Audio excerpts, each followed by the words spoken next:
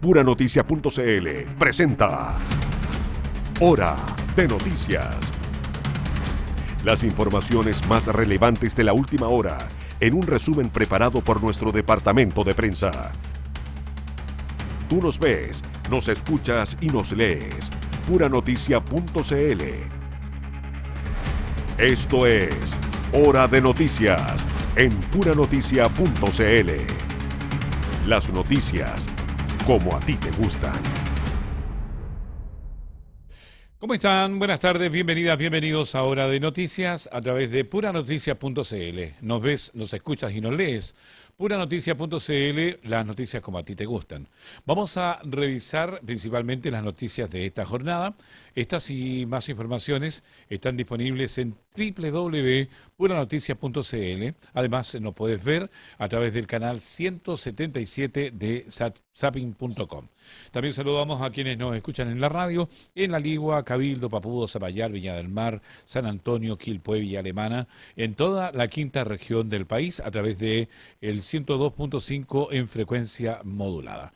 ¿Les parece si comenzamos a revisar titulares de hoy?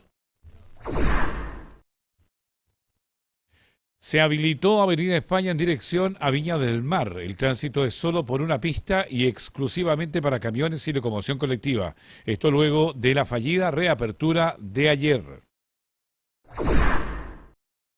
Fatal accidente en ruta 78 en San Antonio. Colisión entre un bus, camión y automóvil deja a una persona fallecida y 3 lesionadas. Giro en la investigación por muerte de hombre en Viña del Mar. PDI identifica y detiene a mujer que estaba o estaría vinculada al homicidio. Operación Cancerbero. 9 líderes de bandas criminales entre los 298 reos trasladados a la cárcel de Talca. En tanto, el presidente Kast califica como día histórico el traslado de reos de alta peligrosidad a la cárcel de La Laguna en Talca. Operativos policiales en Concón terminan con 3 detenidos y 4 vehículos recuperados. Uno tenía una pistola de 9 milímetros. Activan diálogo para modernizar el estado de la región de Valparaíso. Privados ponen la permisología en el centro del debate. Playa del Deporte en Viña del Mar tendrá renovación integral con nuevas áreas de descanso, iluminación y equipamiento. Estas y otras informaciones estaremos revisando en la jornada de hoy en Hora de Noticias a través de puranoticia.cl. Vamos a ir de inmediato con las informaciones porque una persona falleció y otras 3 resultaron con lesiones leves tras una colisión que involucró un bus, un camión y un automóvil, esto en la ruta 78 a la altura del sector de Leida en San Antonio. Vamos a revisar el detalle de esta información en el siguiente informe. Una víctima fatal dejó un violento accidente de tránsito registrado durante la mañana de este jueves en la ruta 78, en las cercanías del sector de Leida, en la comuna de San Antonio. El hecho ocurrió en el kilómetro 88 de la vía, donde por causas que deberán ser investigadas, colisionaron un bus, un camión y un automóvil. Producto del impacto, una persona que viajaba en el vehículo menor falleció debido a la gravedad de sus lesiones. En tanto, otras 3 personas resultaron afectadas, aunque sus heridas serían de carácter leve. Bomberos y otros equipos de emergencia trabajaron en el lugar para atender a los lesionados y adoptar las medidas correspondientes. Debido al operativo, el tránsito se mantiene restringido en dirección a la región metropolitana, por lo que se llamó a conducir con precaución y considerar posibles demoras. Estamos en Hora de Noticias a través de puranoticia.cl.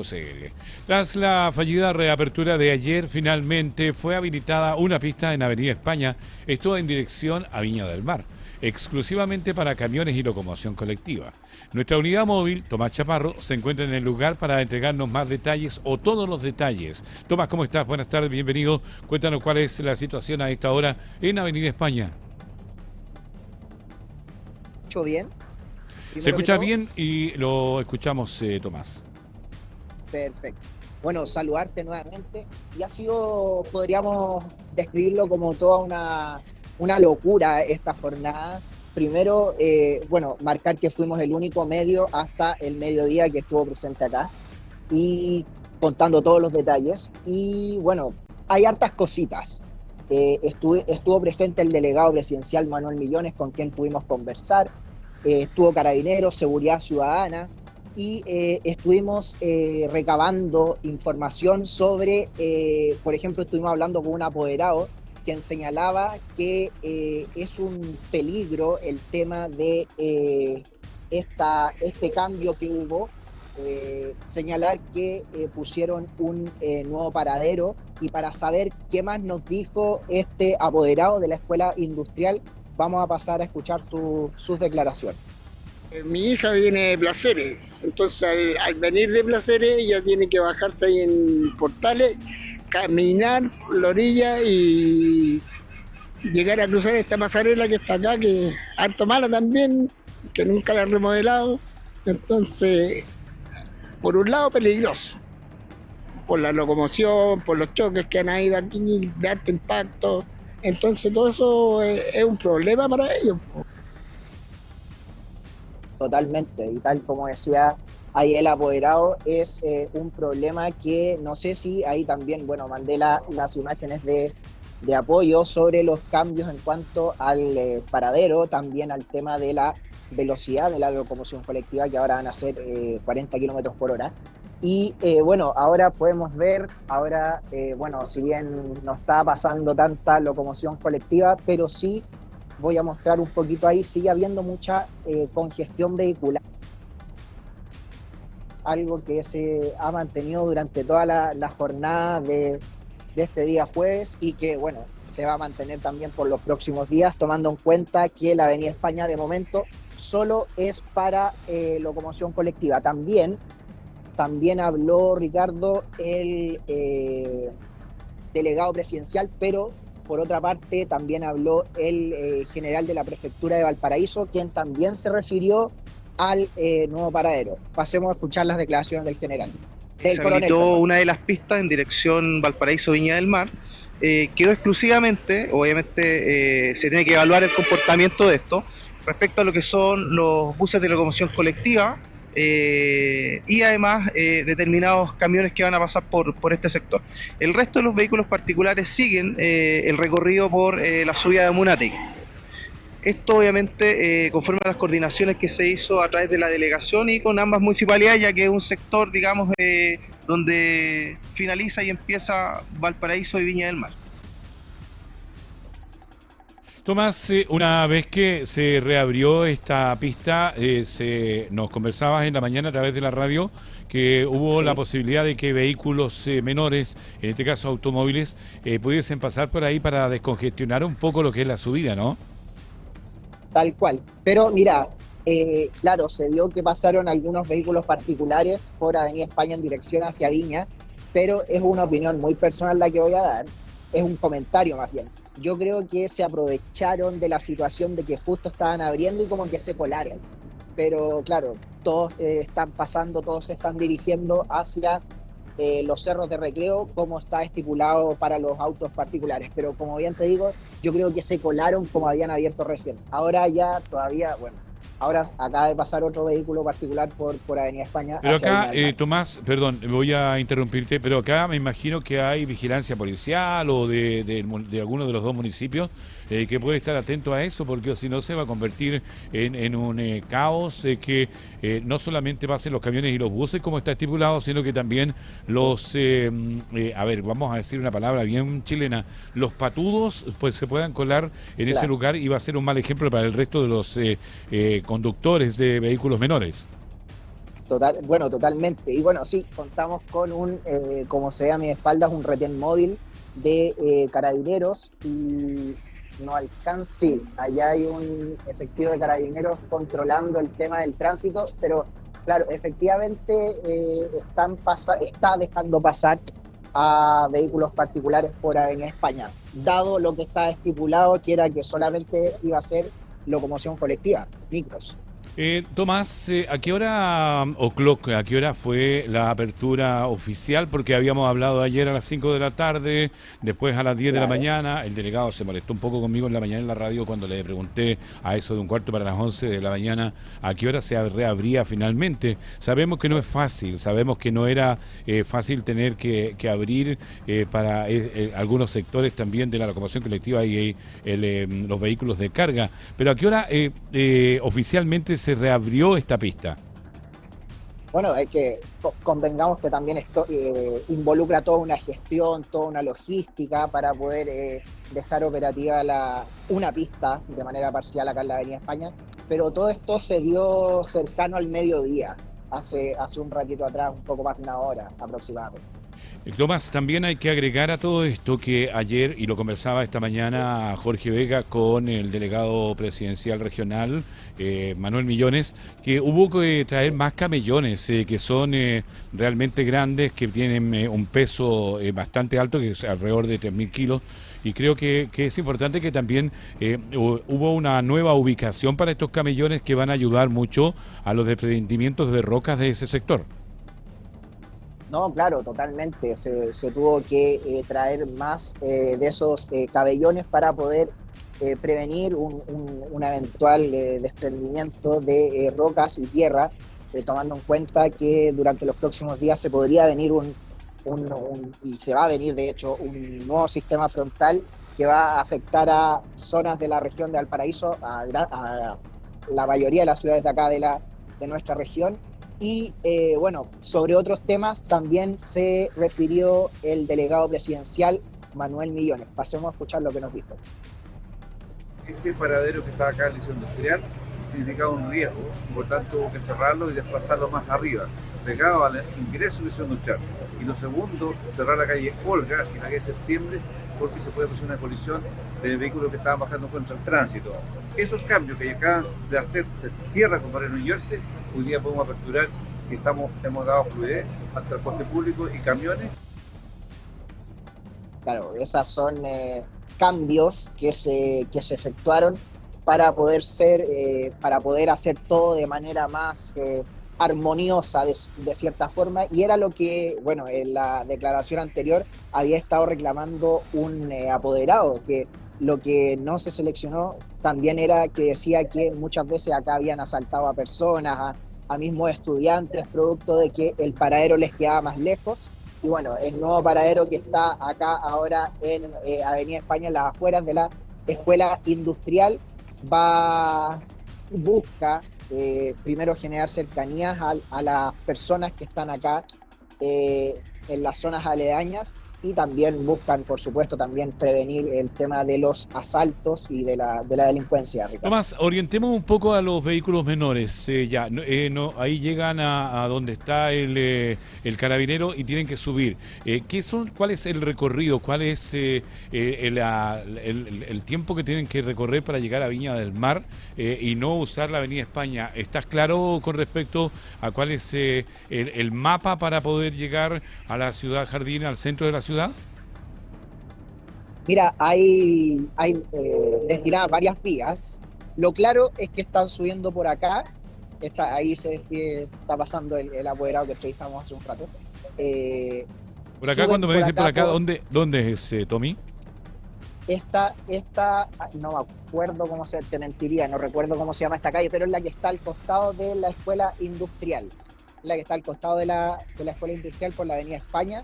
Ahí están subiendo todos los vehículos particulares hacia el barrio Recreo, y bueno, ahí están bajando por 18 de septiembre, algunos están saliendo están bajando por San José Poniente y yéndose hacia Aguasanta, que también es algo que nos decían que, creo que el delegado nos decía eso.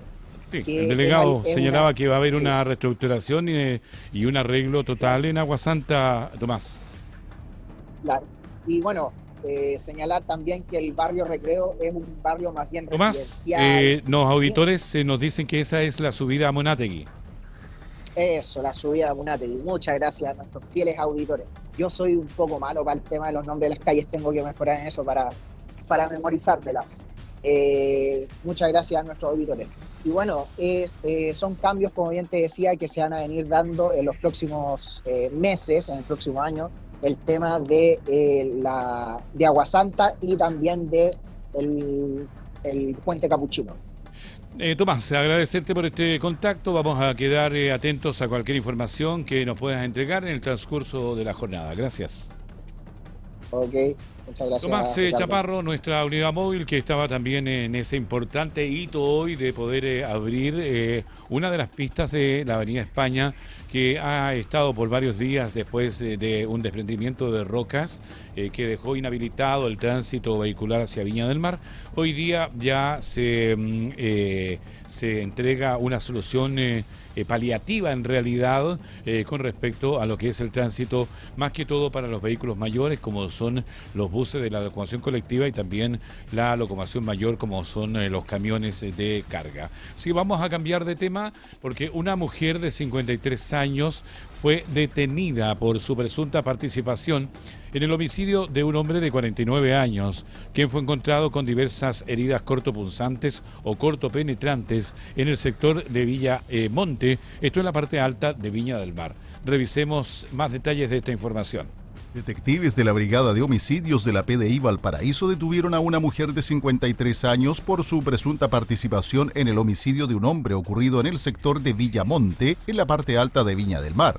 El crimen quedó al descubierto el sábado 8 de agosto cuando personal policial concurrió al lugar por un procedimiento inicialmente informado como robo con homicidio. En el sitio del suceso, los detectives y peritos del Laboratorio de Criminalística establecieron que la víctima era un chileno de 49 años que presentaba diversas heridas cortopenetrantes en la zona torácica. La Fiscalía de turno de Valparaíso solicitó la concurrencia de la Brigada de Homicidios junto al Laboratorio de Criminalística, donde en el sitio del suceso se logró establecer que la víctima corresponde a un hombre chileno de 49 años de edad, sin antecedentes policiales, y al examen del medio criminalista presentaba diversas heridas cortopenetrantes a nivel torácico. Tras realizar empadronamientos de testigos y revisar cámaras de seguridad, los investigadores lograron posicionar e identificar a una mujer en el lugar de los hechos. Con estos antecedentes, la Fiscalía de Viña del Mar gestionó su detención. Los equipos especializados de la Policía de Investigaciones realizaron diversas diligencias, entre ellas el empadronamiento de testigos, el análisis de cámaras de seguridad, y con estos antecedentes se logró identificar y posicionar a la imputada en el sitio del suceso. El día de ayer, la Fiscalía Local de Viña del Mar solicitó la orden de detención verbal al juzgado de garantía. La imputada fue ubicada en el Cerro Los Placeres de Valparaíso. La investigación también permitió establecer que mantenía un vínculo sentimental con la víctima, aunque la dinámica del crimen continúa siendo investigada. Y posteriormente fue detenida en horas de la tarde en el sector de Cerro Placeres de la ciudad de Valparaíso. La imputada será puesta el día de hoy a disposición del juzgado de garantía de Viña del Mar, conforme a los hechos antes señalados. Existe una especie de un vínculo amoroso entre la víctima e imputada, y es en materia de investigación respecto al contexto de cómo ocurren los hechos. Estamos en hora de noticias a través de puranoticias.cl. Tú nos ves, nos escuchas, nos lees, nos ves en la televisión, nos escuchas en la radio, nos lees en la web. Un carabinero permanece en estado grave luego de ser baleado durante una fiscalización preventiva realizada en Antofagasta. El responsable del ataque se dio a la fuga y es intensamente buscado. Hay más detalles.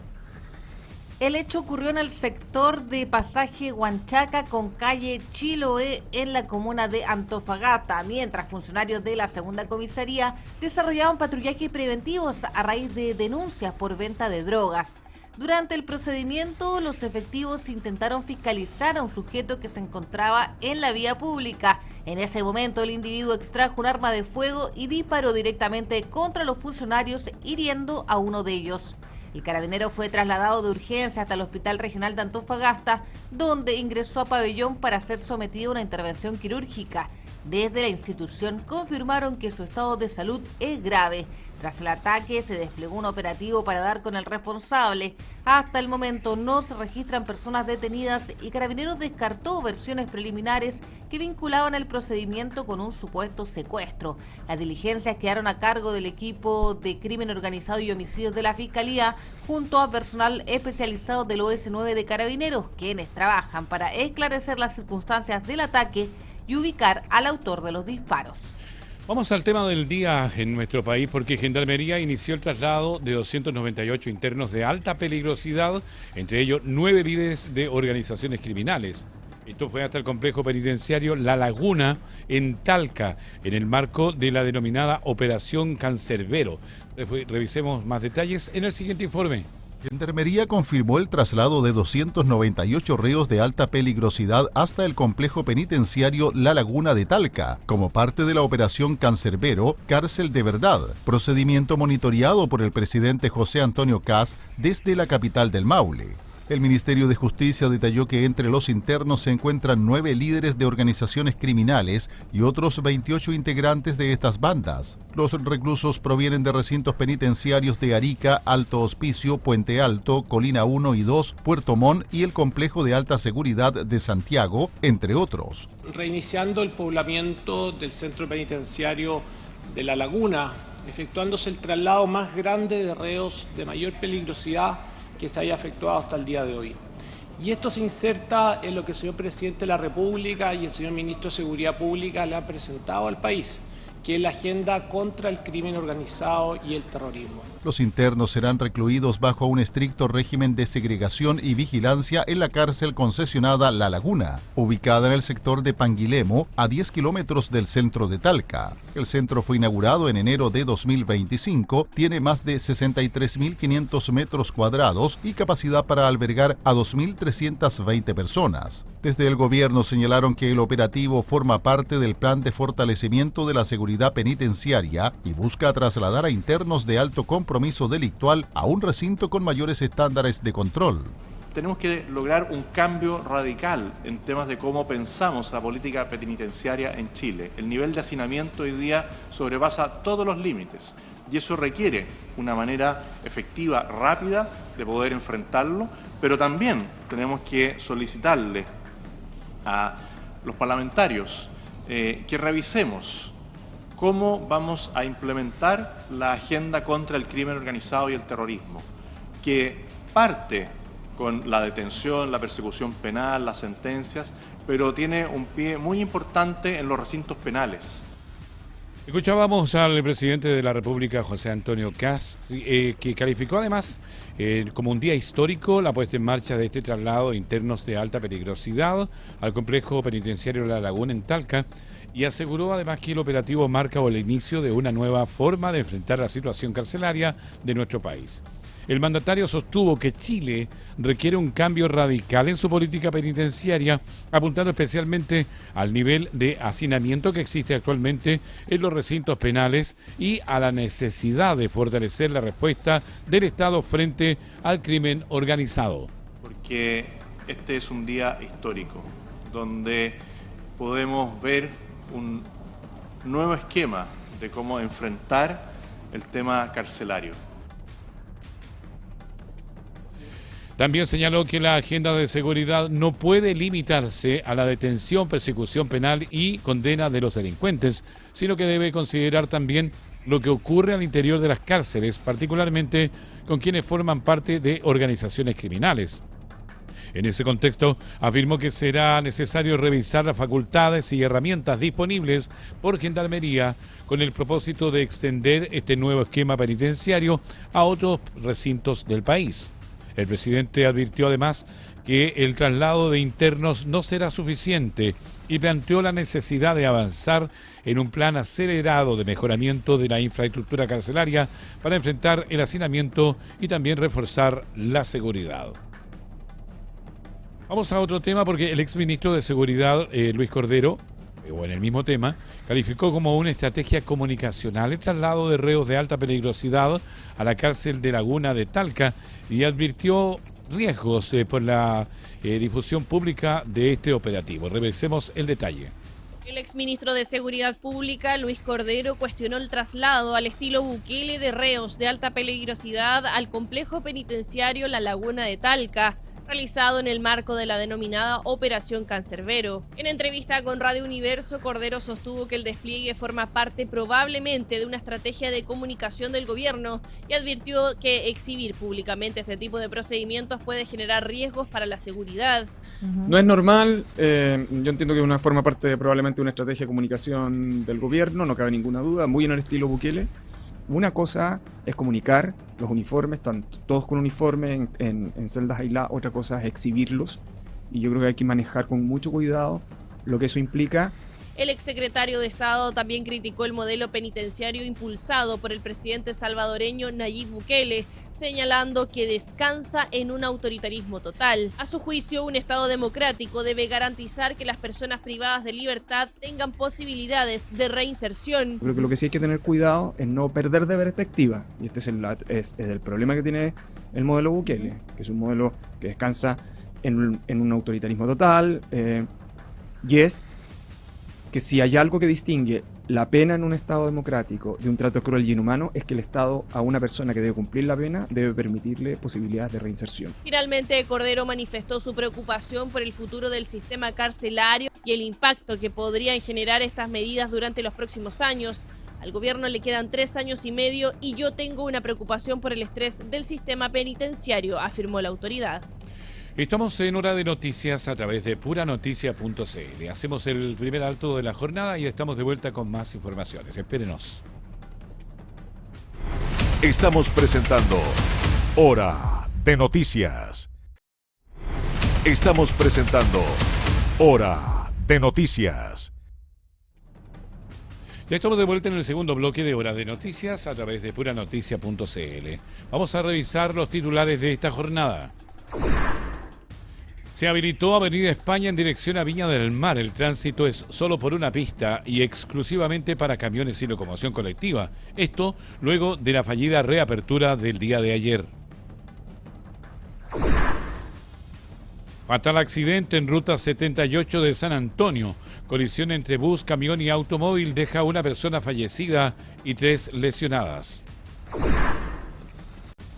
Giro en investigación por muerte de hombre en Viña del Mar. PDI identifica y detiene a una mujer que estaría involucrada o vinculada al homicidio. Operación Cancerbero. 9 líderes de bandas criminales de entre 298 reos fueron trasladados a la cárcel de Talca. En tanto, el presidente Kast calificó como día histórico el traslado de reos de alta peligrosidad a la cárcel La Laguna en Talca. Operativos policiales en Concón terminan con 3 detenidos y 4 vehículos recuperados. Uno tenía una pistola 9 milímetros.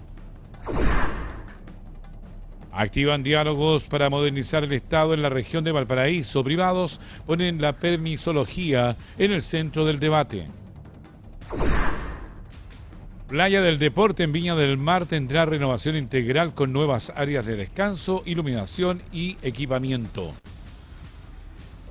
Entramos ya en el detalle de las informaciones. El Congreso Nacional concluyó la tramitación del proyecto de Reconstrucción Nacional y Desarrollo Económico y Social, conocido como la Mega Reforma, luego de que ambas cámaras aprobaran los 3 vetos supresivos presentados por el presidente José Antonio Kast. Esto para analizar los alcances jurídicos, económicos y laborales de esta decisión. Vamos a conversar con nuestro invitado, Sergio Fuica. Él es abogado laboral y docente de la Facultad de Derecho de la Universidad del Desarrollo.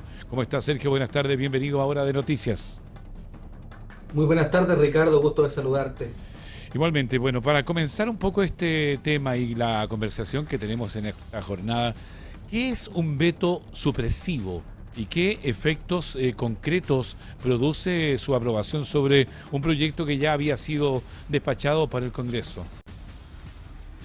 Es una facultad que tiene el presidente de la República y como facultad del presidente de la República justamente puede generar que esto no se convierta en ley. Y si no se convierte en ley, obviamente eso genera un conflicto entre el Poder Ejecutivo y el Poder Legislativo, particularmente porque no va a ser ley para la República. De esta forma, eso es lo que hoy día hemos conocido que ya no va a ser, digamos. Sergio, Esto también faculta, o qué facultaría, o qué facultades tendrían la Cámara de Diputadas y Diputados y el Senado para poder rechazar estas observaciones e insistir en algunas disposiciones originalmente que fueron aprobadas.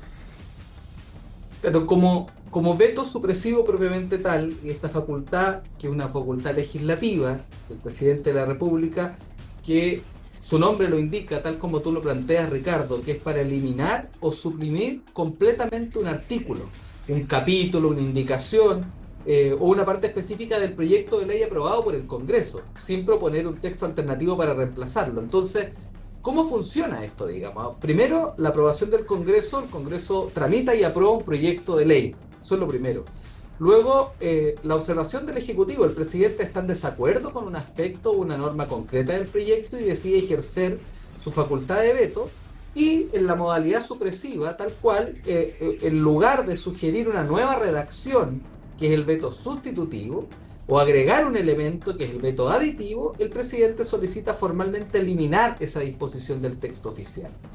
Y ahí, efectivamente, tal como tú lo dices, el efecto en el Congreso, cuando el Ejecutivo ingresa un veto supresivo al Congreso, tiene dos opciones, digamos, que es aceptar la observación o rechazar el veto e insistir. Pero para rechazar el veto e insistir es por 2/3 de los miembros presentes en ejercicio. Entonces esto es lo que no ocurrió, y por eso es que la noticia, o el foco de la noticia, es justamente aceptar esta supresión.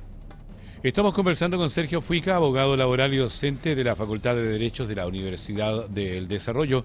Sergio, ¿la aprobación de los vetos demuestran que existían deficiencias técnicas en este proyecto o responde principalmente a una diferencia política entre el gobierno y el Congreso? Justamente, Ricardo, como tú lo mencionas, la situación de los vetos es un tema político. Puede existir situaciones técnicas que puedan sustentar una decisión, pero lo que ocurre es una posición netamente política, una intención política, y eso es lo que, y una facultad. Existiendo la facultad, la Constitución así lo permite, particularmente eso es lo que se ha planteado, y de ese modo se ha llegado a esa situación. Estamos conversando con Sergio Fuica. Sergio, uno de los vetos eliminó la prohibición absoluta del anotocismo, es decir, del cobro de intereses sobre intereses, que se da mucho, sobre todo en la banca. ¿Cómo podría afectar esta decisión a los trabajadores y también a las familias que están endeudadas? Bueno, todo trabajador y toda persona que tiene deudas, particularmente,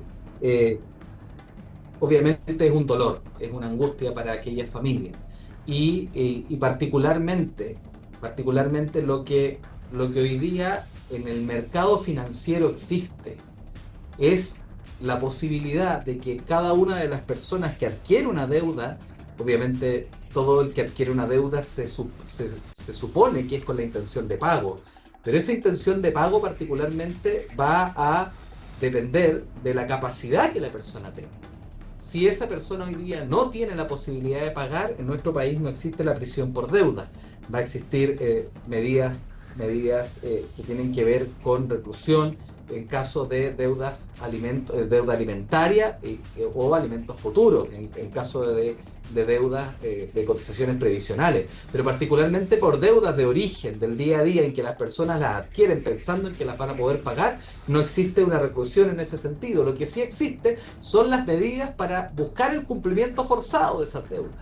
Y ahí, particularmente, este proyecto va a acelerar, más que acelerar, va a continuar con lo que hoy día tenemos, es decir, un sistema bancario, una casa comercial o cualquiera que tenga deudas, con la que una persona tenga deudas, va a poder continuar la ejecución de esas deudas aplicando todas las normativas propias que hoy día están vigentes, es decir, una persona, una familia, un trabajador que tenga deudas va a poder ser embargado en sus bienes, obviamente con un debido proceso, en un juicio ejecutivo de cobro, en el que llegue justamente a tener una sentencia firme y ejecutoriada para llegar a ejecutar esa deuda.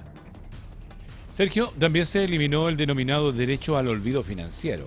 suena como bonito, pero no es tan bonito, y que buscaba impedir que deudas impagas o extinguidas por una antigüedad superior a los 5 años siguiera afectando el acceso a productos financieros.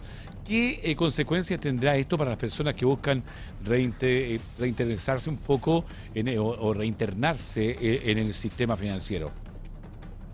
Bueno, particularmente las personas van a continuar con esa situación, digamos, que hoy día las tienen foráneos del sistema financiero, y en ese sentido los antecedentes propios de cada uno de ellos van a seguir existiendo, y en ese sentido es que la banca se va a y todos aquellos actores del sistema financiero van a continuar limitando o negando el acceso a productos de financiamiento o tarjetas de crédito o créditos derechamente. Conversamos con Sergio Fica, abogado laboral y docente de la Facultad de Derechos de la Universidad del Desarrollo. Sergio, ¿cómo se puede compatibilizar el derecho de las instituciones financieras a evaluar el riesgo de sus clientes con la posibilidad de que una persona pueda rehabilitarse económicamente? Eso es como súper tal vez delicado, pero también es súper importante, porque si yo me equivoqué o no pude pagar un crédito anterior y ahora sí puedo, o sea, me castigan de por vida. No, justamente el castigo de por vida es algo que es indeseable, en el sentido de que las personas pueden, tal como usted lo ha planteado, Ricardo, rehabilitarse. Ahora, particularmente eso se demuestra con nuevos antecedentes dentro del sistema financiero. Por la ley de quiebra de las personas naturales esto ya existe.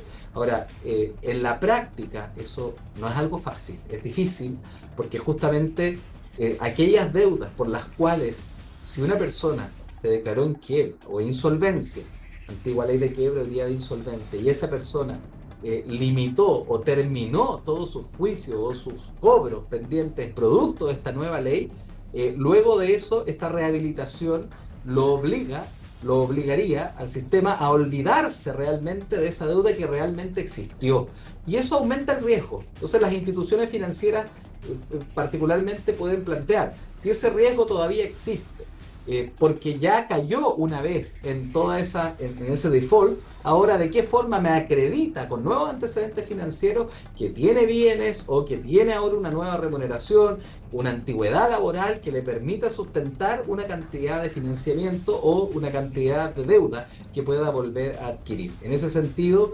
sí podría perfectamente llegar a adquirir nuevos instrumentos financieros, nuevos créditos o bancarizarse una vez más. El tercer veto, Sergio, suprimió la norma que limitaba los acuerdos para pagar facturas en plazo superior a los 30 días. ¿Qué impacto puede tener esta decisión en las pequeñas y medianas empresas, especialmente en sus trabajadores? Sus trabajadores son dos cosas que van por cuerdas separadas, Ricardo.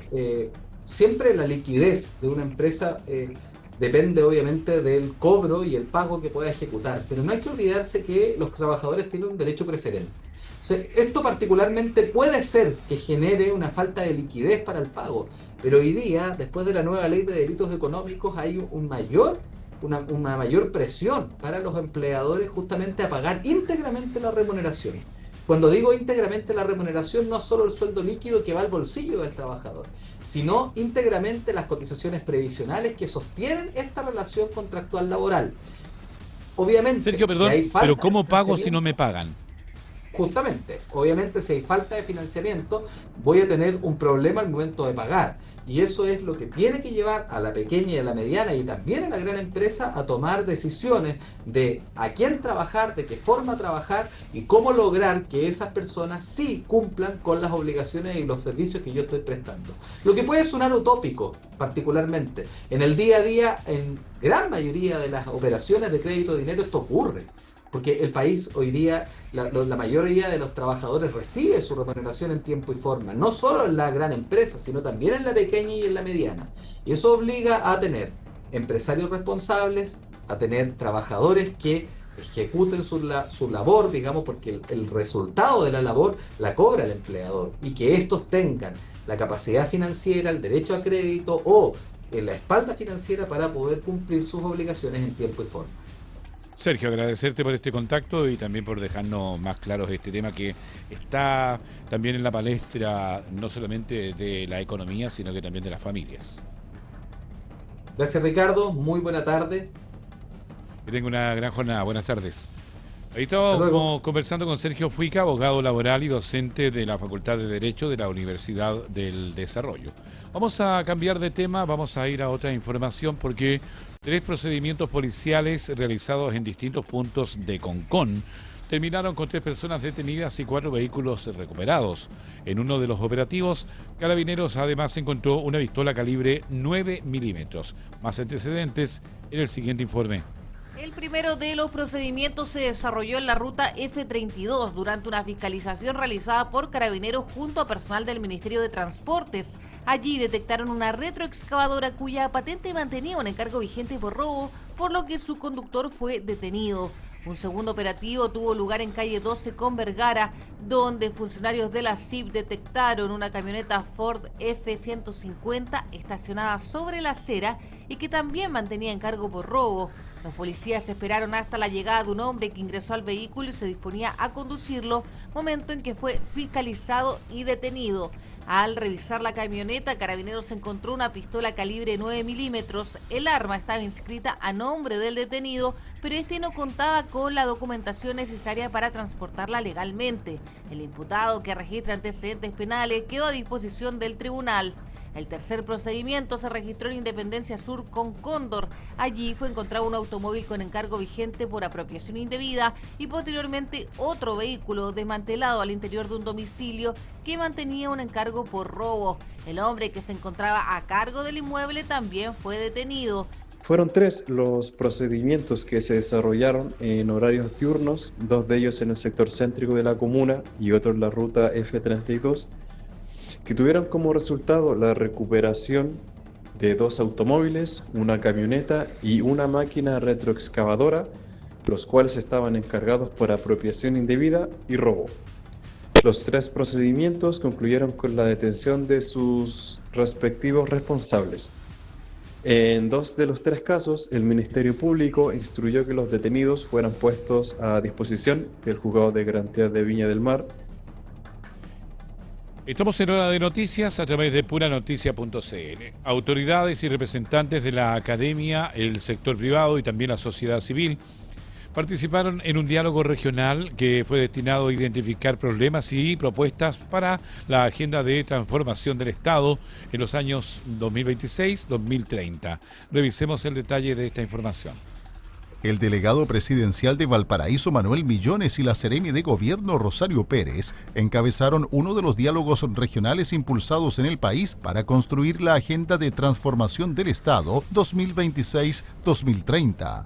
La instancia reunió a representantes de la academia, el mundo privado y la sociedad civil para abordar la eficiencia del gasto público, la prevención de problemáticas ciudadanas, la simplificación de la relación entre las personas y el Estado y el impulso del desarrollo económico. Millones explicó que los participantes identificaron obstáculos en distintas áreas, especialmente en materia de inversión. Por su parte, la gerenta general de la Cámara Regional de Comercio de Valparaíso, Marcela Pastenes, planteó la necesidad de agilizar los permisos para proyectos inmobiliarios, turísticos, logísticos y portuarios. Los antecedentes recopilados permitirán elaborar una hoja de ruta para modernizar el aparato público y mejorar sus servicios. Según una encuesta de la OCDE, la confianza de los chilenos en el Estado y sus instituciones cayó desde un 30,4% en 2023 hasta un 25,7% en 2025, equivalente a cerca de 1 de cada 4 personas.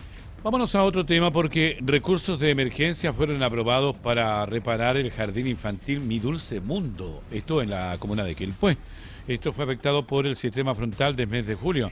La inversión va a permitir recuperar sus dependencias y también avanzar en el retorno de cerca de 160 familias al servicio educativo. Hay más detalles.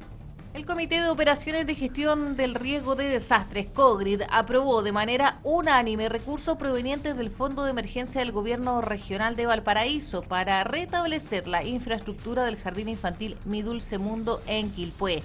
El establecimiento sufrió importantes daños producto de las intensas precipitaciones y fuertes vientos registrados durante julio. Entre las principales afectaciones se encuentran filtraciones y daños en la techumbre, anegamientos y desprendimientos de cielos falsos, comprometiendo el normal funcionamiento de sus dependencias. El gobernador regional de Valparaíso, Rodrigo Mundaca, informó que se destinarán más de 300 millones de pesos en recursos de emergencia para apoyar a jardines infantiles en la provincia de Marga Marga, particularmente en Quilpué, con el objetivo de mejorar su infraestructura.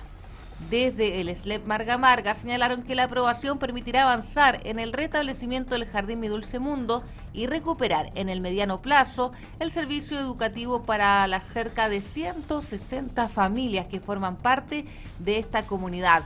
En tanto, las autoridades regionales destacaron la necesidad de fortalecer el trabajo preventivo entre el Ministerio de Educación, los servicios locales de educación pública y los municipios, para reducir los daños provocados por futuros eventos meteorológicos y evitar nuevas suspensiones de clases. Las clases presenciales fueron suspendidas en el Liceo Augusto Dalmar, esto en la comuna de Ñuñoa, en la región metropolitana, luego de una denuncia por amenazas de muerte contra un estudiante. Los mensajes intimidatorios habrían comenzado después de que el alumno manifestara su rechazo al paro que se desarrolla en el establecimiento. Hay más antecedentes en el siguiente informe. La Corporación Municipal de Desarrollo Social de Ñuñoa determinó suspender las clases presenciales desde este jueves 13 de agosto como medida preventiva ante situaciones que podrían afectar la seguridad e integridad de estudiantes y funcionarios, una decisión que se mantendrá mientras se desarrollan los procedimientos investigativos correspondientes de acuerdo con los protocolos establecidos por el Ministerio de Educación. La fecha para retomar las actividades presenciales va a ser informada posteriormente. La denuncia fue presentada ante la Fiscalía Metropolitana Oriente por la madre de una estudiante. Según los antecedentes, en redes sociales comenzaron a circular mensajes con amenazas de muerte contra el menor, además de fotografías e información personal. El conflicto ocurre en medio del denominado paro de lápices iniciado esta semana. La movilización fue aprobada por un 89% de los estudiantes y busca exigir soluciones a problemas relacionados con infraestructura, seguridad y funcionamiento del establecimiento. El Augusto Dalmar es uno de los liceos municipales con mejores resultados académicos del país y lideró este segmento en la última PAES. Ahora, junto con el conflicto que mantiene paralizadas sus actividades, deberá enfrentar la investigación por las amenazas denunciadas contra uno de sus estudiantes. Cambiamos de tema. 2 nuevos trenes se van a incorporar durante el mes de septiembre al servicio Limache-Puerto como parte del reforzamiento de la flota F Valparaíso. La empresa proyecta aumentar en un 20% la capacidad de transporte en hora punta una vez que finalice la incorporación de estos nuevos automotores. El anuncio fue realizado durante una visita a los talleres de F Valparaíso, encabezada por el viceministro de Obras Públicas y Transportes Luis de Granch, junto al presidente de la empresa ferroviaria Pablo Alar. Los 2 nuevos trenes se encuentran actualmente en proceso de preparación y pruebas antes de comenzar a transportar pasajeros. La incorporación forma parte de una inversión de $32 millones que contempla 5 nuevos trenes para el servicio Limache-Puerto. El primero comenzó a operar en abril, otros 2 lo harán en septiembre y los últimos 2 que ya se encuentran en Chile tienen prevista su entrada en servicio durante el 4º trimestre. Es una verdadera celebración, el reconocimiento a la calidad del servicio que está dando F Valparaíso con la llegada de estos 2 nuevos trenes que se van a incorporar al servicio del tren Valparaíso-Limache en los próximos meses. Se trata de 2 trenes nuevos que se suman al que llegó a comienzos de año. Desde EFE explicaron que el reforzamiento responde al crecimiento sostenido de la demanda. Durante el primer semestre de este año, el número de pasajeros aumentó un 11% respecto del mismo periodo de 2025. A esto se suma la entrada en funcionamiento de la nueva estación Valencia en Quilpué. Antes de iniciar su recorrido, los nuevos automotores deben completar pruebas estáticas y dinámicas, la instalación de sistemas de señalización y seguridad ferroviaria y un rodaje de 2.000 kilómetros. Cada tren cuenta con 3 coches y tiene una capacidad estimada para 660 pasajeros. Con la incorporación de las 5 nuevas unidades, F Valparaíso proyecta aumentar en aproximadamente un 20% la capacidad del servicio durante las horas punta. Actualmente Limache Puerto moviliza diariamente a cerca de 100.000 personas y constituye uno de los principales ejes del transporte público de la región. Estamos, ¿cierto?, dándole la bienvenida a 2 nuevos trenes, de un total de 5 trenes de última generación que tienen mayor capacidad, que van a permitir aumentar la oferta en hora punta del Metro Regional de Valparaíso en cerca de un 20%. ¿Eso qué significa? Que los pasajeros van a viajar más cómodos, va a haber más espacio, que van a esperar menos tiempo en la estación. Eso es la gracia de aumentar la frecuencia de un servicio como el Metro Regional de Valparaíso. Importante información que por supuesto va también en beneficio de los usuarios de EFE Valparaíso en el tramo que cubre el ferrocarril de nuestra región. Vamos a hacer un nuevo alto y estamos de vuelta con más informaciones en Hora de Noticias. Estamos presentando Hora de Noticias. Estamos presentando Hora de Noticias. Y ya estamos de vuelta en Hora de Noticias a través de puranoticia.cl. Usted nos ve, nos escucha, nos lee. Estamos en la televisión, estamos en la radio, estamos en la web. Revisemos los titulares de esta jornada. Se habilitó Avenida España en dirección a Viña del Mar. El tránsito es solo por una pista y exclusivamente para camiones y locomoción colectiva. Esto luego de la fallida reapertura del día de ayer. Fatal accidente en la ruta 78 de San Antonio. Colisión entre bus, camión y automóvil deja una persona fallecida y 3 lesionadas. Giro en investigación por muerte de hombre en Viña del Mar. La PDI identifica y detiene a una mujer que estaría vinculada al homicidio. Operación Cancerbero, 9 líderes de bandas criminales entre los 298 reos trasladados a la cárcel de Talca. En tanto, el presidente José Antonio Kast califica como día histórico este traslado de reos de alta peligrosidad a la cárcel La Laguna en Talca. Operativos policiales en Concón terminan con 3 detenidos y 4 vehículos recuperados. Uno de los detenidos tenía una pistola de 9 milímetros. Activan diálogo para modernizar el Estado en la región de Valparaíso. Privados ponen la permisología en el centro del debate. Playa del Deporte de Viña del Mar tendrá renovación integral con nuevas áreas de descanso, iluminación y equipamiento. Ahora en vivo. Ahora en vivo. Y nos vamos de inmediato a Talca porque está a esta hora hablando el ministro Arrau. Escuchemos y veamos. Cambió, en todo caso va a hablar el viceministro Claudio Alvarado, a quien vamos a escuchar. Cómo el gobierno está desplegando con mucha energía, con mucha fuerza, su agenda contra el crimen organizado. Y tal es así como se han iniciado gestiones diversas en el Parlamento para agilizar diferentes iniciativas de ley que afortunadamente han ido encontrando respuestas en muchas bancadas políticas. Fundamentalmente me quiero referir a la oposición, que tuvo una actitud muy crítica, muy dura y muy negativa en el proyecto de reconstrucción. Hoy día uno recibe llamados de partidos como el PPD, de la Democracia Cristiana, interesados en conversar, en tener reuniones para entre todos sacar adelante esta agenda. Esos puntos de encuentro ante un problema común de la ciudadanía hay que valorarlos y hay que destacarlos. Al mismo tiempo, hoy día hemos sido testigos cómo la planificación, el esfuerzo de Gendarmería con sus funcionarios, el esfuerzo de la Policía de Investigaciones, el esfuerzo de Carabineros, se ha traducido en un traslado exitoso de reos de alta peligrosidad. Al mismo tiempo, mientras estamos acá, se estaba desarrollando en 10 regiones de nuestro país una investigación que lideraba el Ministerio Público por lavado de activos que están con más de 30 órdenes de detención y con más de 50 órdenes de registro para combatir precisamente el tráfico y la comercialización de drogas. La ciudadanía tiene que comenzar a sentir tranquilidad. La seguridad es prioridad de nuestro gobierno. Y esa prioridad pronto se va a traducir en la tranquilidad familiar, en poder recuperar los barrios, los espacios públicos y hacer su vida en normalidad. Los delincuentes donde tienen que estar, en las cárceles de alta seguridad. La ciudadanía donde tiene que estar, con sus familias, disfrutando de los lugares públicos, yendo a trabajar con tranquilidad y sus niños en el colegio sin dificultades y problemas. Este es un gobierno que va a cumplir con lo que ha comprometido.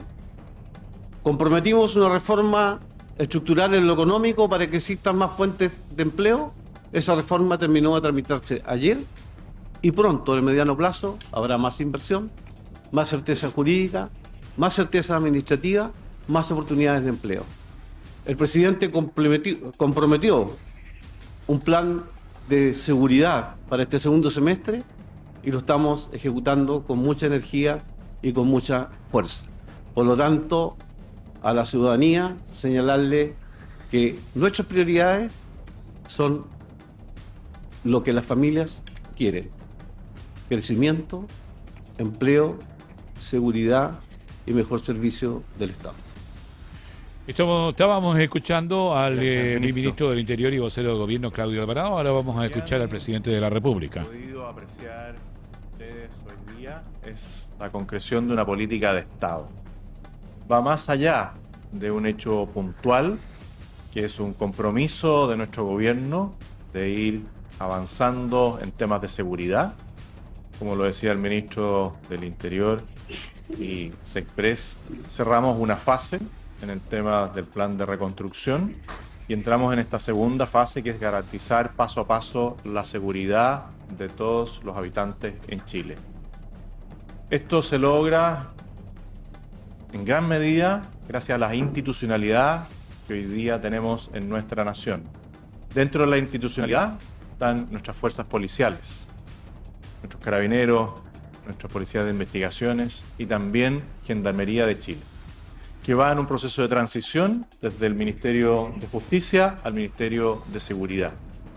Lo que hoy día ustedes pueden apreciar es la coordinación de las fuerzas policiales con la Fuerza de Gendarmería de Chile en un traslado masivo de delincuentes con alto compromiso delictual, algunos de ellos que van a entrar a un régimen de segregación estricta dentro de la cárcel La Laguna, y se ocuparon todos los medios que tiene el Estado para que este traslado fuera seguro.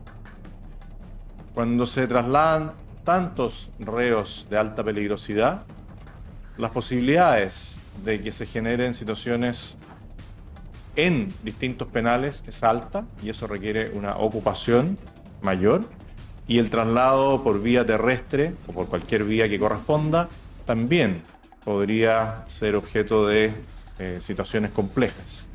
Por eso se requiere máxima preocupación y máxima seguridad para que se cumpla el objetivo, y también por la seguridad de los mismos funcionarios, que son aquellos que realizan este traslado. Y también es una manera de dar una señal clara a los delincuentes de que la mano cambió, de que los vamos a buscar, los vamos a encontrar, los van a juzgar y los vamos a encerrar, de acuerdo a lo que dice nuestra legislación. Esas señales tienen que ser muy claras, de que la impunidad no se va a sentar en nuestro país. Los prófugos están siendo buscados y van a ser encontrados. Es la recomendación que le hemos dado siempre. Mejor que se entreguen y no luchen contra la fuerza del Estado, que es una fuerza legítima. Y las fuerzas policiales y la fuerza de gendarmería contarán siempre con el apoyo del gobierno. Van a contar, estoy más que seguro, con el apoyo del Poder Legislativo en aquellas reformas necesarias que tenemos que hacer en temas de institucionalidad penitenciaria, del reglamento penitenciario. Reformas que son muy relevantes para seguir encontrando más prófugos de la justicia, de dotar de mayor protección a nuestras policías, de poder determinar cuáles son las infraestructuras críticas. Todo eso es en la vía legislativa, donde, como lo dije en la mañana y le agradecí a los parlamentarios presentes, todas las iniciativas que han presentado, que se han ido recogiendo y se han ido impulsando, más allá de las nuevas normas y la reforma constitucional que presentaremos como gobierno. Hay un agradecimiento especial a los ministros, a cada uno de ellos por el trabajo que han realizado frente al Poder Legislativo, que ha sido intenso y que ha ido dando frutos. El día de ayer promulgamos la ley de escuelas protegidas, que es mucho más que una ley, es devolver la convivencia a las escuelas. En los temas de la ley llamada del pelotazo, es un gran avance para poder determinar y controlar ciertas situaciones en el entorno y al interior de los recintos penales. Todo ha ido avanzando en su momento, llevamos solo 5 meses de gobierno, pero el trabajo conjunto que se ha realizado con el Poder Legislativo y el Poder Ejecutivo está dando frutos. Y eso se va a ir reflejando día a día. Esto no es de un día para el otro, pero sí dando pasos seguros para que recuperemos la seguridad, que es la primera prioridad de nuestros compatriotas. Si hay un punto en el cual la ciudadanía nos interpela a todos, es mayor seguridad. Y eso es lo que se está dando ahora, en un traslado seguro y en una señal clara al crimen organizado y al terrorismo. Sé que ahora vienen algunas consultas. Como ya vimos la parte técnica, le quiero agradecer a Gendarmería de Chile, a la Policía de Investigación y Carabineros de Chile, la manera en que llevaron adelante este procedimiento de traslado de reos de alto compromiso delictual.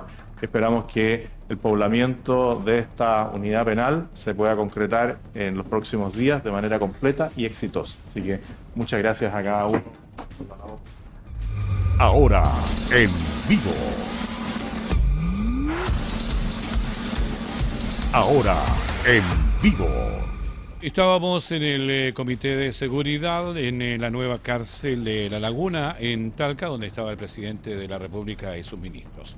Vamos a entrar en detalle de otras informaciones. Pese a que el invierno se acerca a su etapa final, las autoridades sanitarias han advertido un aumento en la circulación del virus respiratorio, especialmente del virus respiratorio sincicial.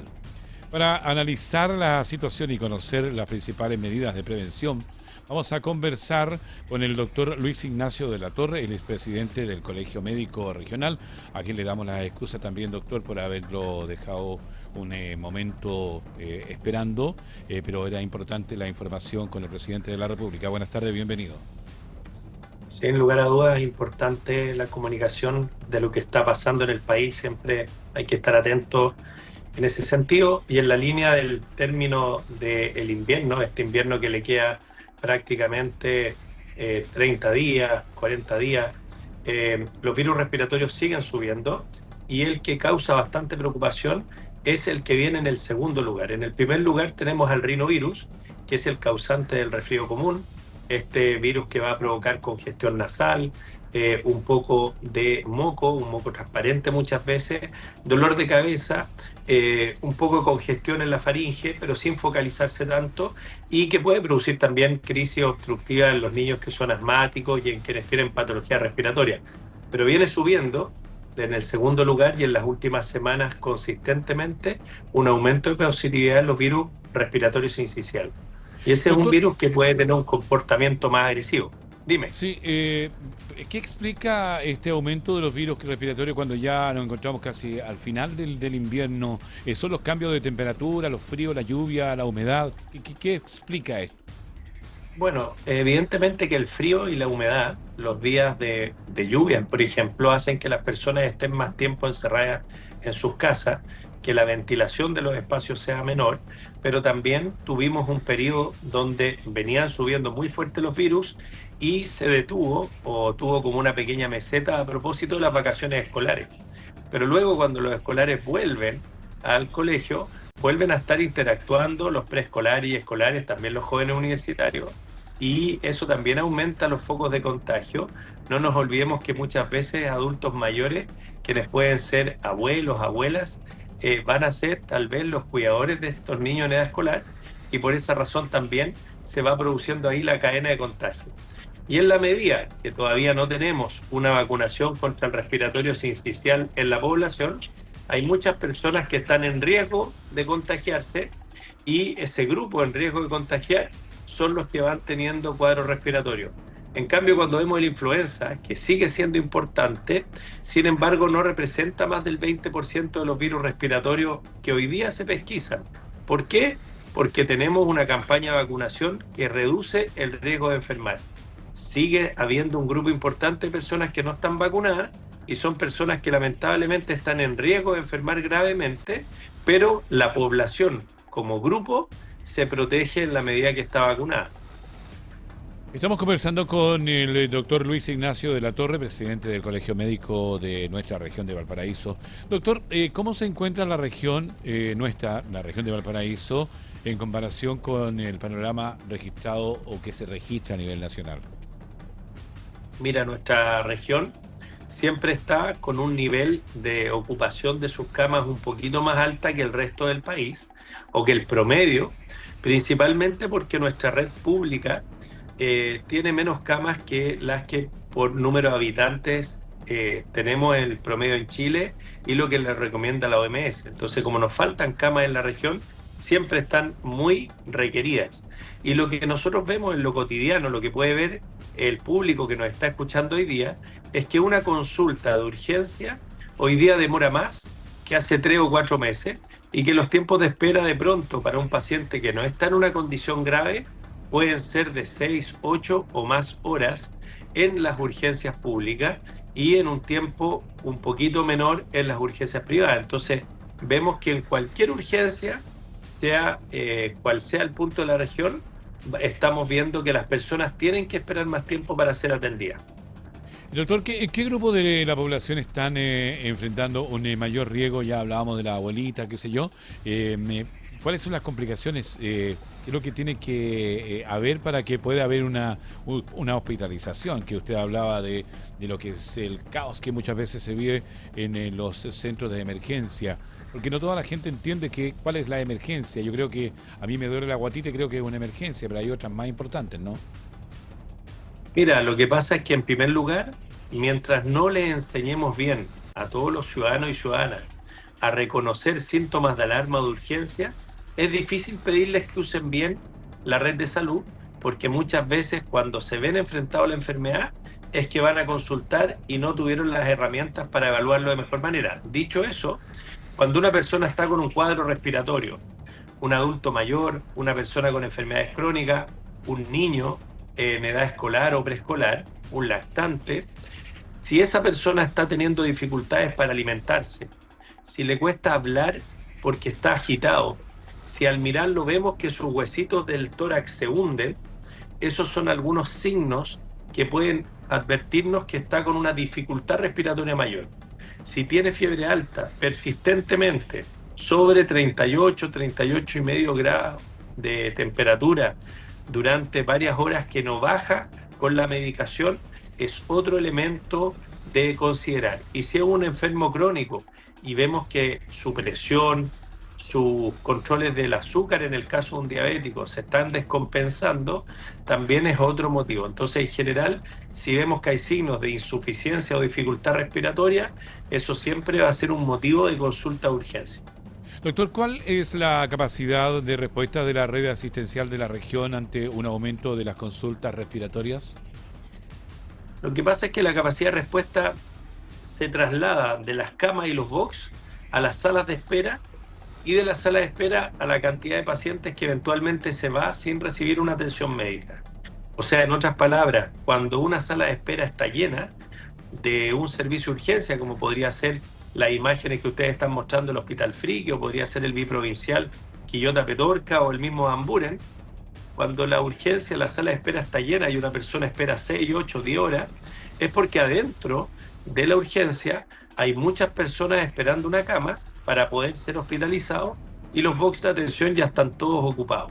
Entonces, en el fondo, esta es como una cadena de eventos que se va relacionando, y lo que nosotros vemos en la sala de espera muchas veces es como lo que está ocurriendo tras bambalinas, y lo que vemos al cruzar la puerta del hospital en la urgencia habitualmente es que tenemos muchas personas en camillas o sillones tipo Berger esperando recibir un tratamiento o derechamente esperando una cama para hospitalizarse. Y en esta época lo que vemos que ocurre es que las personas que necesitan una cama esperan muchas veces más de 12 horas e incluso más de un día y 2 días hemos llegado a tener reportes de pacientes esperando una cama en algún servicio clínico del hospital. Doctor, ¿qué medidas deberían adoptarse en las familias, los establecimientos educacionales también y los lugares de trabajo para poder reducir los contagios de estos virus respiratorios? Intentar ventilar los espacios. Segundo, pedirle a las personas que tienen síntomas respiratorios que se queden en la casa y si no pueden hacerlo, que utilicen mascarillas. Tercero, limpiar la superficie, recordar la importancia del lavado de manos frecuentemente para reducir el riesgo de contagio y sobre todas las cosas ventilar, ya sea con las ventanas abiertas, que eso es una ventilación natural, o podemos utilizar sistemas de filtrado y recambio de aire, que son sistemas tecnológicos, como un verdadero ventilador, que en el lugar por donde succiona el aire tienen filtros parecidos a los de las mascarillas, y de esa manera limpian el aire y lo devuelven limpio de virus al espacio que tú estás utilizando. Entonces esas son algunas medidas que se pueden utilizar. Los filtros de aire son una muy buena medida que ayudan muchísimo a reducir las infecciones respiratorias. Pero estos filtros son caros, doctor, ¿o no? No necesariamente. Hay modelos que se han liberado en la época de la pandemia, incluso hubo algunos fabricantes que liberaron sus modelos y que con un ventilador y 4 filtros EPA tú podías construir uno de estos filtros y funcionaba y cumplía la función bastante bien. Y también hay algunos, eso digamos en términos prácticos, tú lo podías construir por menos de $100, es lo que presentaban en su momento las autoridades de otros países que liberaron los planos. Algunos científicos mostraron cómo hacerlo con productos que se pueden encontrar en ferretería y que permitían tener un sistema útil. Por supuesto que también hay en el mercado filtros que son de mejor calidad, que están mejor preparados, cumplen la misma función y que los vas a encontrar en valores probablemente cercanos a 100, 150 mil pesos. Pero si lo piensas para una unidad productiva, si lo piensas para una comunidad escolar, prorrateado entre 25 o 30 personas, podemos estar hablando de repente de 3.000, 4.000 pesos por cada uno y nos va a reducir el riesgo de infecciones respiratorias y muchas veces eso en sí mismo ya tiene un gran valor. ¿Y por qué eso no se promociona más públicamente, doctor? Creo que ahí habría una gran solución, no solamente en los colegios, también en las empresas. Creo que ahí es como que está escondidito y creo que no sería bueno. Mira, yo creo que es principalmente porque en Chile no tenemos una norma que regule la calidad del aire en las oficinas públicas o en las escuelas o en los lugares donde se atiende público.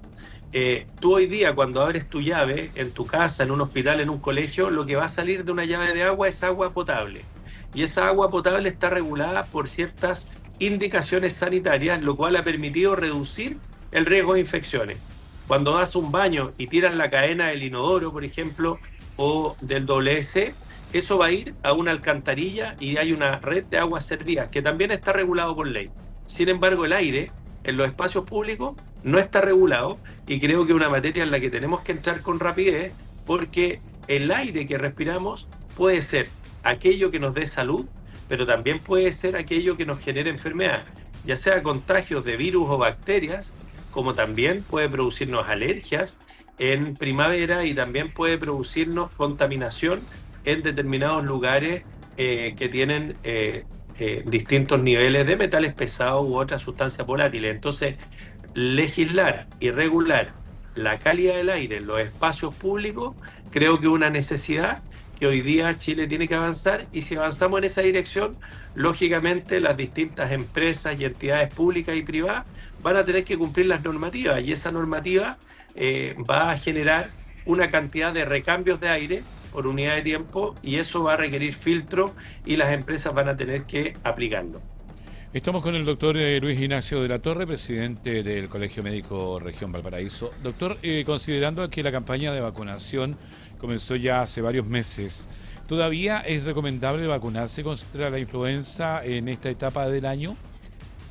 Sin lugar a dudas que sí, pero hay que tener claro que la vacunación va a tardar entre 2 a 3 semanas en que tu inmunidad quede en el mejor punto. Pero no nos olvidemos que el año pasado tuvimos episodios de influenza hasta septiembre, incluso hubo casos en octubre, y después tuvimos casos de nuevo entre diciembre y enero.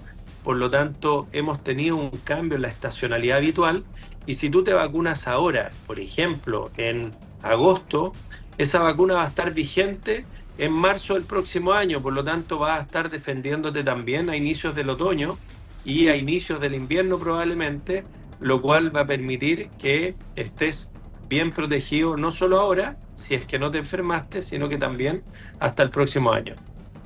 Doctor, bueno, dentro de ese mismo tema creo que usted ya parte de esta pregunta la había respondido, pero ¿podría mantenerse una alta circulación viral durante la primavera? ¿Y qué recomendaciones se entrega para la población en las próximas semanas? Creo que en la primavera tenemos que empezar a ver una disminución de la circulación viral, principalmente porque suben las temperaturas, las personas ventilan más y empiezan a predominar las actividades del aire libre. Y en el aire libre hay una ventilación natural que reduce los contagios.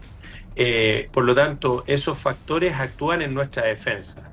Pero evidentemente que mientras existan personas que no están bien protegidas, que no están inmunizadas, que no están vacunadas, no tienen defensa, y hay circulación viral, esas personas todavía están en riesgo de contagiarse. Por lo tanto, por una parte, insistir en la prevención a través de la vacunación de quienes aún no lo hagan, y segundo, apenas podamos empezar a ventilar activamente los espacios cerrados y quienes organizan actividades que ojalá las puedan hacer al aire libre apenas el clima lo permita.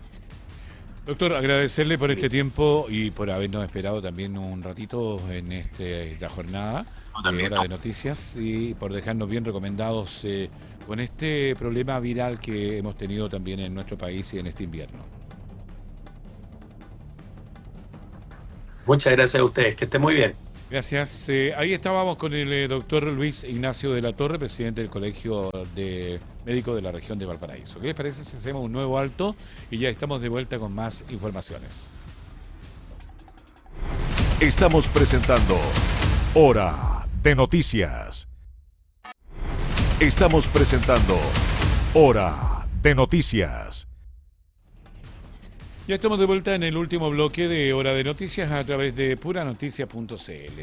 Continuamos con las informaciones. La senadora del Partido Renovación Nacional, Camila Flores, acusó falta de coordinación del gobierno con parlamentarios oficialistas y apuntó directamente al ministro de Agricultura, Jaime Campos, por una actividad realizada en Hijuelas, a la que, según dijo, fue invitada con muy poca anticipación.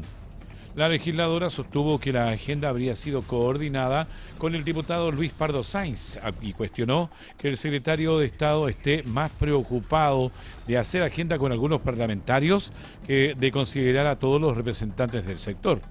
En ese sentido, Flores aseguró que planteó directamente su molestia al ministro. La senadora señaló además que este episodio se suma a una descoordinación más amplia dentro del Ejecutivo y afirmó que existen autoridades que no estarían en la misma sintonía que el presidente José Antonio Kast respecto de la relación con los partidos y parlamentarios que respaldan al gobierno. Sobre la actividad de la comuna de Hijuelas, Flores explicó que el problema no fue la presencia de otros legisladores, sino el escaso tiempo en que fue informada, lo que finalmente le impidió asistir. Según relató, el propio ministro lamentó que la invitación le hubiese llegado tan encima. El episodio vuelve a exponer las diferencias entre Camila Flores y Luis Pardo al interior del Partido de Renovación Nacional en la región de Valparaíso, mientras la senadora insiste en la necesidad de mejorar la coordinación entre el gobierno y los parlamentarios oficialistas. Escuchemos parte de esta entrevista que realizamos en puranoticias.cl a la senadora Camila Flores. También muchas veces son sus propios pares, a veces también parlamentarios, tanto mismos senadores o diputados, que tratan de adueñarse de una agenda informativa, ¿cierto? Sacando algún tipo de provecho. Lo vimos, digamos, y directamente apuntemos al tema agrícola y digamos las cosas por su nombre. Estamos apuntando al diputado Luis Pardo, ¿no? Claro, por ejemplo, efectivamente una agenda que evidentemente desde mi punto de vista fue coordinada con él, hecha con él, independientemente de que entiendo que a esa actividad llegaron otros parlamentarios. Desconozco de qué sectores políticos, pero el ministro a mí me dijo que habían llegado otros parlamentarios, pero yo, en definitiva, Jorge... Pero a usted no la invitaron, digamos. Mi molestia claro. al ministro, en el sentido de que se me estaba avisando con muy poca anticipación de esta actividad que se iba a realizar en la comuna de Dijuela, que se hizo hace algunas semanas atrás.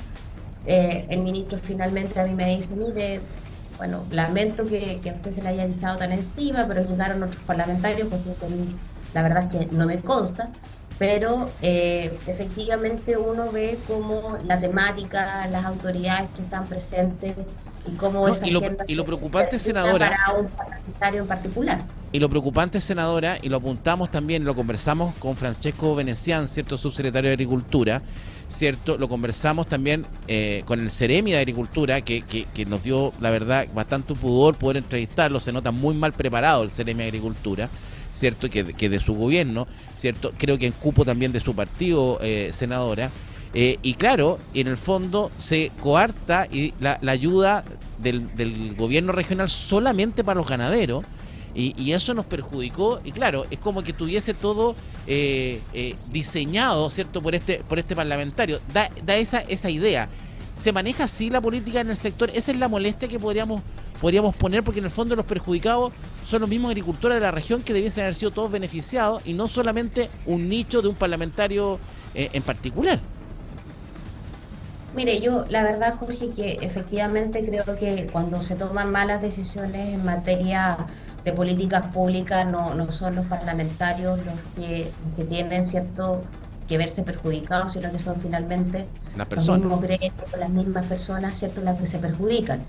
En el caso del Senado, nosotros somos 3 senadores de oficialismo, los cuales estamos muy coordinados, y la verdad es que tenemos una muy buena comunicación, y los 3 tratamos de hacer las cosas lo mejor posible, los 3 senadores oficialistas. Estamos en Hora de Noticias a través de puranoticias.cl y seguimos en la política, porque el senador Arturo Esquella confirmó que Trinidad Steinert llegó al Ministerio de Seguridad Pública después de que las alternativas que inicialmente se manejaban para encabezar la cartera quedaran descartadas, revelando además que fue él quien propuso a la entonces fiscal para asumir dicho cargo. Según explicó el presidente del Partido Republicano, varios integrantes del equipo que había trabajado durante años en la agenda de seguridad terminaron asumiendo otras responsabilidades tras las elecciones. Entre ellos mencionó a Enrique Basaletti, Cristian Vial, Rodolfo Carter y al propio Esquella. Ante ese escenario, el parlamentario señaló que fue necesario reaccionar rápidamente y buscar a una persona que tuviera experiencia en persecución y también sanción penal, especialmente frente al desafío que representaba el combate al crimen organizado. Fue entonces cuando recomendó a Steinert, y quien conocía desde su etapa como presidenta de la Asociación Nacional de Fiscales. Esquella sostuvo que su trayectoria como fiscal regional de Tarapacá y su conocimiento del sistema penal fueron determinantes para sugerir a su nombre. Además, se defendió el trabajo realizado durante los 69 días que permaneció al frente del ministerio y aseguró que parte de la agenda que hoy impulsa la cartera también fue desarrollada durante su gestión. Steinert asumió el 11 de marzo, al inicio del gobierno del presidente José Antonio Kast, y fue removida del cargo el día 19 de mayo. Con estas declaraciones, Esquella confirmó por primera vez que su llegada se produjo luego de que la persona inicialmente considerada no podía asumir. Nos vamos a una encuesta, porque la percepción de que el Estado está siendo superado por la delincuencia cayó 6 puntos y llegó al 61%, mientras que un 72% de los encuestados identifica al crimen organizado como el principal problema de nuestro país. Revisemos el detalle de esta información. La encuesta CADEM de esta semana reveló que el 61% de los consultados considera que el Estado está siendo sobrepasado por la delincuencia, cifra que representa una caída de 6 puntos respecto de la medición anterior. Asimismo, el 72% identifica al crimen organizado como el principal problema del país. Entre los delitos que generan mayor temor, las encerronas y portonazos lideran con un 40%, seguidos por los robos o hurtos con violencia con un 35% y los robos en viviendas con un 31%. En tanto, un 40% cree que la delincuencia aumentó durante los últimos 6 meses y un 54% considera que se ha vuelto más violenta. Respecto de quién debe solucionar este problema, el 53% responsabiliza principalmente al gobierno, mientras que un 29% apunta a los tribunales y jueces. Por otra parte, la aprobación del presidente José Antonio Kast llegó al 39% y su desaprobación al 57%. Vamos a otra información. El Ministerio de Obras Públicas recibió 4 ofertas para la segunda concesión de la Ruta 57 Santiago-Los Andes, proyecto que va a modernizar, más de 110 kilómetros con una inversión que se estima en más de 23 millones de unidades de fomento. Revisemos el detalle a continuación. El Ministerio de Obras Públicas revisó 4 ofertas técnicas y económicas para la segunda concesión de la Ruta 57 Santiago-Los Andes. Las propuestas fueron presentadas por 4 concesionarias. El proyecto contempla una inversión estimada de más de 23 millones de UF y la modernización de aproximadamente 110,4 kilómetros de infraestructura vial en las regiones metropolitana y de Valparaíso. La iniciativa busca mejorar la seguridad, conectividad y capacidad de un corredor estratégico para el transporte de carga y pasajeros entre Chile y Argentina. Entre las principales obras se encuentran la ampliación a terceras pistas de los primeros 24 kilómetros de la Ruta 57, la construcción de un túnel paralelo al actual túnel Chacabuco, nuevos enlaces, puentes, ciclovías, pasarelas peatonales, paraderos y calles de servicio. También se habilitará una conexión directa con la Ruta 5 y la nueva Ruta Los Andes Oriente. La apertura de las ofertas económicas está programada para el 4 de septiembre de 2026 y la adjudicación se proyecta para el cuarto trimestre de este año. El inicio de las obras está previsto para el 2031 y la puesta del servicio completa para 2035, mientras que la actual concesión finalizará el 8 de enero de 2027. Fin. Vamos a otra información. Una jornada de surf de alto riesgo terminó en tragedia, esto en Rapa Nui. Un deportista argentino de 40 años, radicado desde hace varios años ya en la isla, murió tras sufrir un accidente en un sector de fuerte oleaje y de alta presencia de rocas. Más antecedentes en el siguiente informe. El hecho ocurrió durante la tarde del martes, cuando el surfista, conocido por sus cercanos como el Che Balado, practicaba surf de grandes olas junto a otros 2 deportistas. Los 3 se vieron atrapados por las adversas condiciones del mar. 2 de los surfistas consiguieron salir por sus propios medios y resultaron ilesos. Balado, en cambio, sufrió un accidente que le impidió ponerse a salvo y posteriormente fue rescatado del agua por sus propios compañeros. Tras una alerta al número de emergencia marítima, se desplegó personal de la Policía Marítima y una moto de agua. A su llegada, el deportista ya estaba siendo trasladado en ambulancia hacia el hospital de la isla. En el recinto asistencial, personal médico realizó maniobras de reanimación durante cerca de 40 minutos, pero finalmente se confirmó su fallecimiento por asfixia por sumersión. El deportista llevaba varios años radicado en Rapa Nui junto a su pareja y era conocido dentro de la comunidad local. Tras el accidente, las autoridades activaron los protocolos correspondientes y la delegación presidencial provincial está coordinando con la familia la eventual repatriación de sus restos a Argentina. Además, se esperaba la llegada a la isla de la madre del deportista para realizar los trámites respectivos. Vamos a otro plano, porque el municipio de Viña del Mar licitará obras por más de 273 millones para modernizar la playa del deporte, incorporando acceso universal, iluminación, sombreaderos y también nuevos equipamientos deportivos. Revisemos el detalle en el siguiente informe.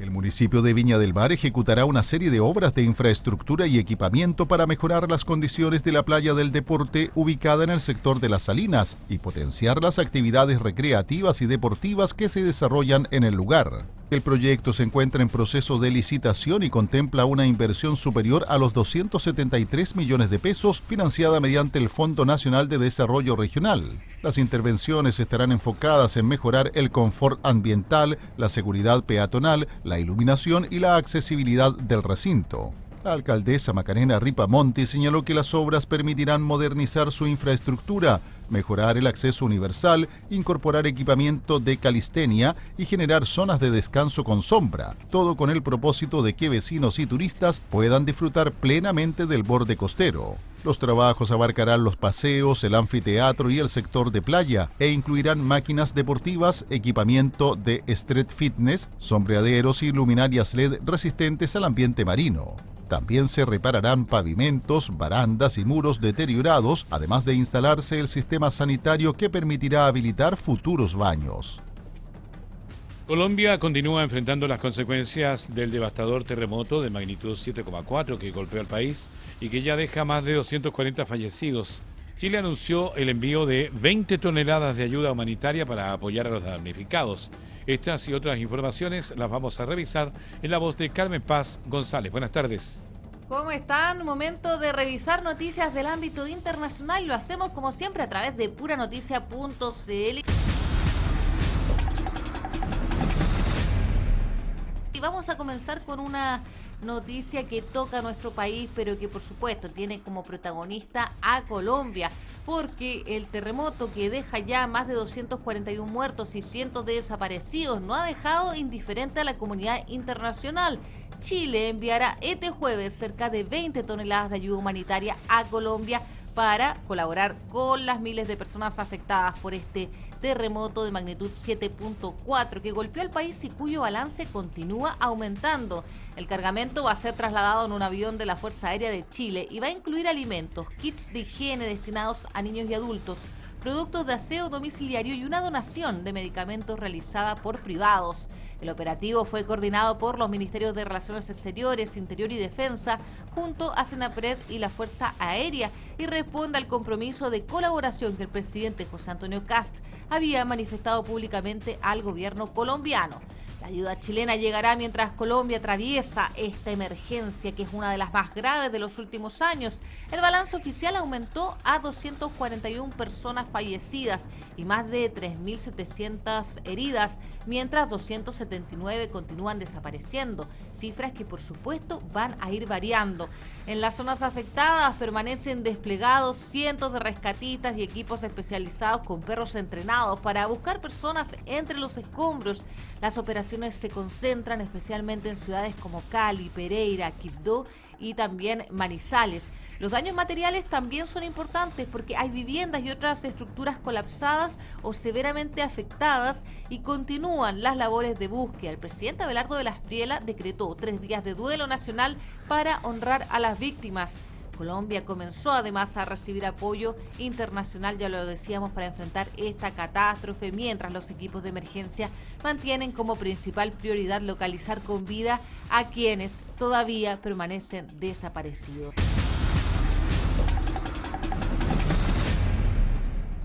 Y desde Colombia vamos a irnos a Estados Unidos, donde Donald Trump anunció un importante cambio en su equipo más cercano de cara a las elecciones legislativas de noviembre. Claro, el anuncio de Donald Trump tiene que ver con Karoline Leavitt, que dejará a fines de agosto su cargo como secretaria de prensa y portavoz de la Casa Blanca para dedicar más tiempo a su familia. El presidente estadounidense destacó a Leavitt como una de las colaboradoras de mayor confianza y confirmó que pese a abandonar el gobierno, va a continuar vinculada estrechamente a su círculo político. Hasta ahora portavoz va a pasar a desempeñarse como una de las principales asesoras externas de Trump y va a mantener un rol dentro del Partido Republicano justamente de cara a las elecciones de mitad de mandato de noviembre. Leavitt explicó que toma la decisión después del nacimiento de su hija, reconoció que le resultaba difícil compatibilizar las exigencias permanentes de la portavocería de la Casa Blanca con el tiempo y la atención que desea entregar a sus 2 hijos. Pese a su salida, aseguró que va a continuar defendiendo el movimiento MAGA y respaldando políticamente a Trump, por lo que su alejamiento de la Casa Blanca no va a significar en definitiva una salida de la primera línea republicana.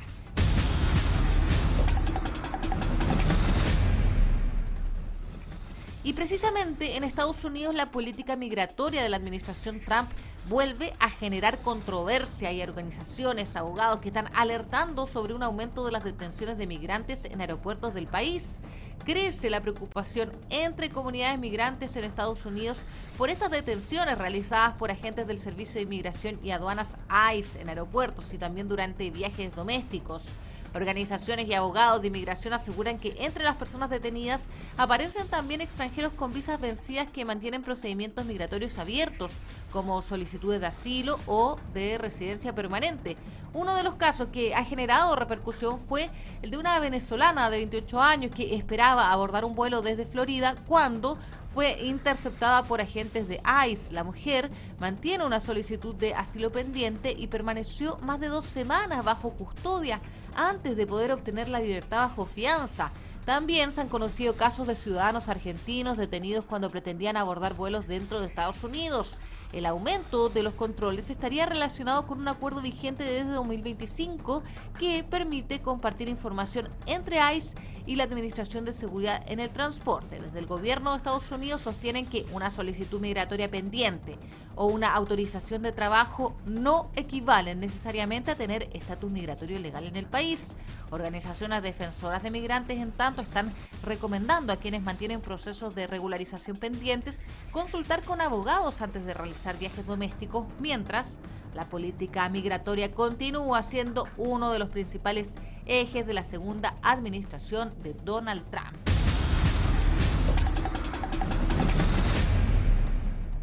Y con esta información vamos a dejar hasta aquí la revisión de noticias del mundo que hacemos siempre a través de puranoticia.cl. La voz de Carmen Paz González en el resumen internacional a través de Hora de Noticias en puranoticia.cl.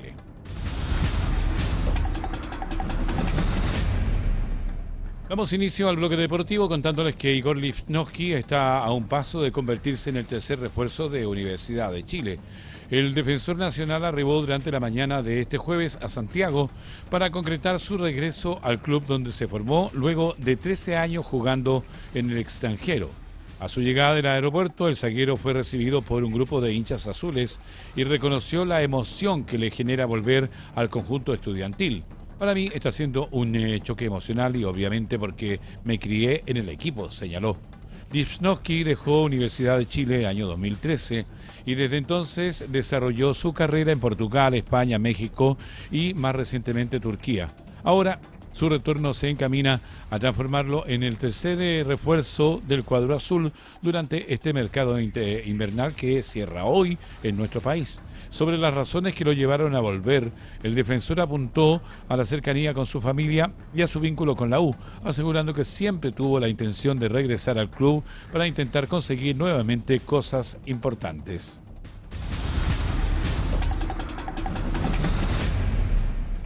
Coquimbo Unido rescató un valioso empate de 1-1 frente a Platense en Argentina por el partido de ida en los octavos de final de la Copa Libertadores de América, gracias a un gol de Guido Badalá en el minuto 94.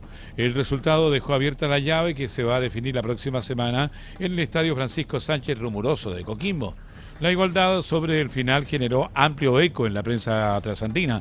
El Clarín destacó que Platense tuvo el triunfo prácticamente asegurado durante gran parte del encuentro, pero terminó cediendo ante un cuadro pirata que encontró el empate en la última jugada. La Nación, en tanto, resaltó la doble atajada de Diego Sánchez sobre el cierre cuando el arquero de Coquimbo Unido contuvo un penal a Guido Mineiro y luego evitó el gol en el rebote, acción que mantuvo con vida al conjunto chileno ante la igualdad. Otros medios también lamentaron el desenlace para el elenco argentino. El Gráfico, por ejemplo, aseguró que Platense perdonó, mientras que Olé resumió el resultado señalando que a Platense le empataron un partido increíble.